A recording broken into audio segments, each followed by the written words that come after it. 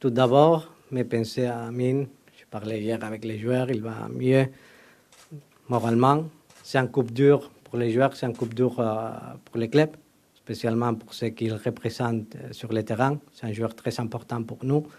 Ce qu'il représente aussi pour le vestiaire, qu'à niveau de la cohésion du vestiaire, c'est un joueur ultra important. Il est très apprécié ici à l'intérieur, pour son niveau footballistique et son niveau humain.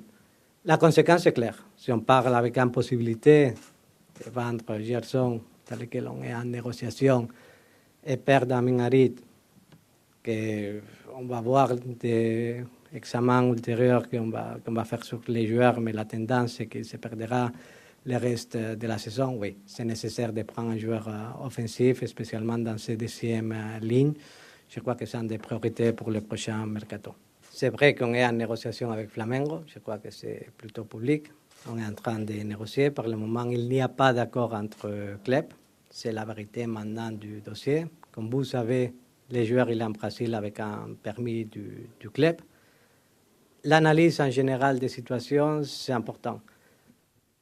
On ne joue pas à la PlayStation, ici, ce n'est pas FIFA. C'est une situation que les joueurs sont en entourage, sont en personnalité, sont en vie. Dans beaucoup de moments dans le football, pas toutes les choses sont alignées. Ça, c'est une situation que c'est clair et c'est évident. Spécialement un joueur, il dépend beaucoup du changement de coach. Il y a des joueurs qui sont plus adaptés à un entraîneur qu'à un autre. On a changé beaucoup de joueurs, on a changé la façon dans laquelle on joue. C'est compliqué, pas tout le monde s'adapte tout de suite à la situation. On était compétitif pratiquement dans tous les matchs. Je considère ça, spécialement parce que ce qu'on peut penser, c'est que c'est très difficile de jouer contre nous.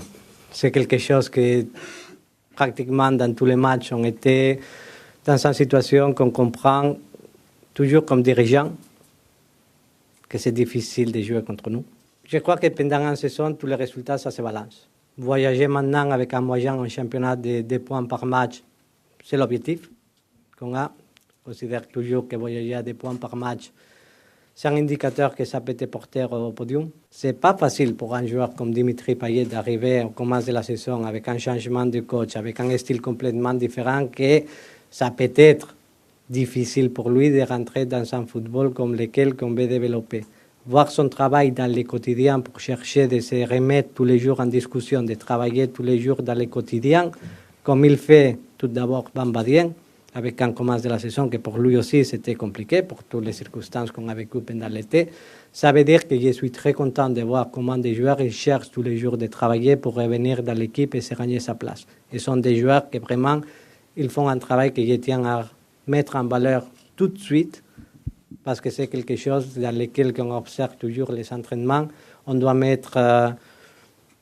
remercier Bamba Dieng et Payet pour le travail qu'il fait dans le quotidien. Après, toujours, ça veut dire que la méritocratie et que le travail, ça paie. Et trouver en place dans cette équipe, c'est pas facile. C'est jamais d'actualité en vente du club, tout le contraire. On travaille beaucoup avec la nouvelle structure aussi, avec les conseils de surveillance, avec ces nouvelles structures, que ça rassemble de plus à ce que c'est le fonctionnement quotidien du club.